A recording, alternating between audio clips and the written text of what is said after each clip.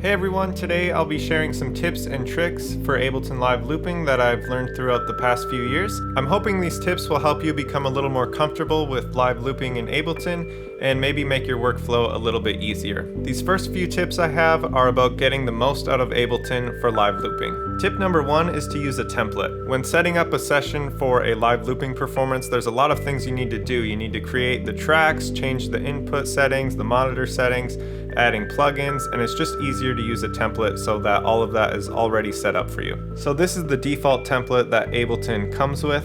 For live looping, I usually know the exact instruments and effects I'm going to use, so I'll set all of those up and then save that as a template. To save a template, go into Ableton's Preferences and under File folder, hit Save Current Set as default. So now every time I open a new project, Ableton will load that template. The second tip is to lower your buffer size. With live looping, latency can really mess with you because even if you feel like you're right on with the metronome, if there's some latency, it'll sound like you're late every time that loop plays back.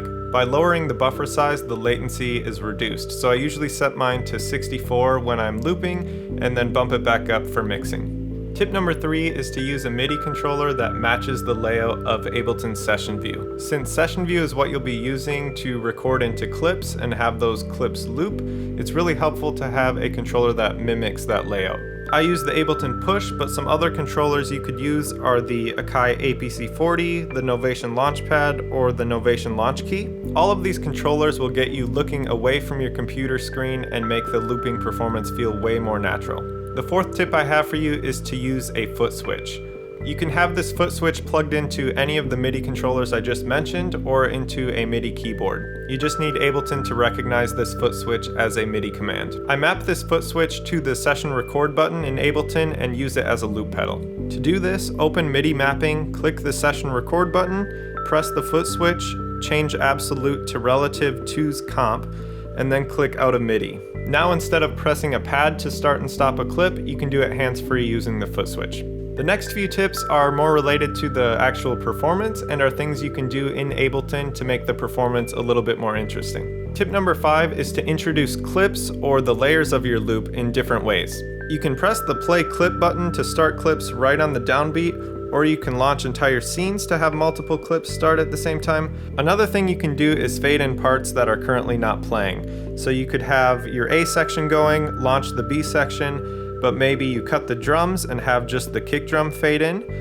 These are just a few things you can do so that the loop feels more like a structured song and not just one layer being added over and over again. Tip number 6 kind of has to do with song structure as well, and that's just to not be afraid to stop clips. Stopping certain clips can actually add to the dynamics of your loop, and to do this, simply just press a pad right underneath the clip that is playing. Tip number 7 is to delete the stop clip button. This is useful if you're launching a new scene or a new section of your song, but don't want certain parts to stop playing. I use this when I switch from section A to section B, but want my drums to keep playing for both sections. To do this, right-click the stop button and hit delete.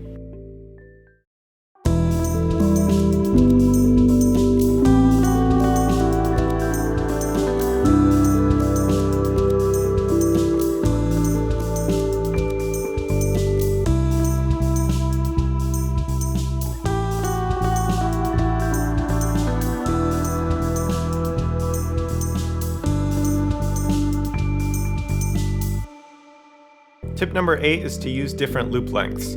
With the Footswitch, this is really easy to do. It's nice to be able to record an 8-bar guitar loop and then just switch to a shorter 1-bar shaker loop right after. Using different loop lengths helps to build the loop faster and help the song flow a little better. Tip number 9 is to automate Ableton's effects. Think of the effects within Ableton as instruments that you can play. You can use EQ to create filter sweeps, or reverb to give a dry signal more space, or momentarily turn on beat repeat for stutter effects. The options are endless, so don't just limit yourself to the sound of the instrument. Use Ableton to your advantage and really manipulate the sounds. Do this by mapping whatever parameters you want to control to your MIDI controller. The final tip is just to think about the outro.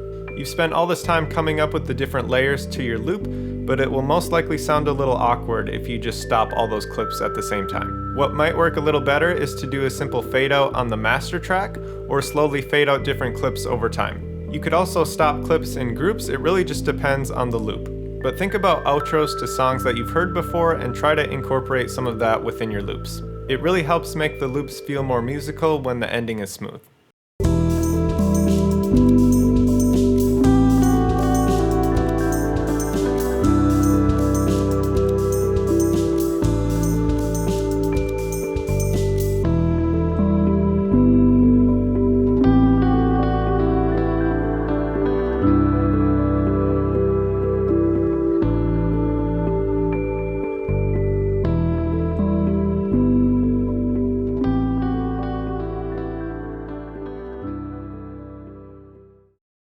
So there were some tips for live looping with Ableton. I hope some of these will help you out. If you have any more questions, please leave them in the comments, and thank you for watching.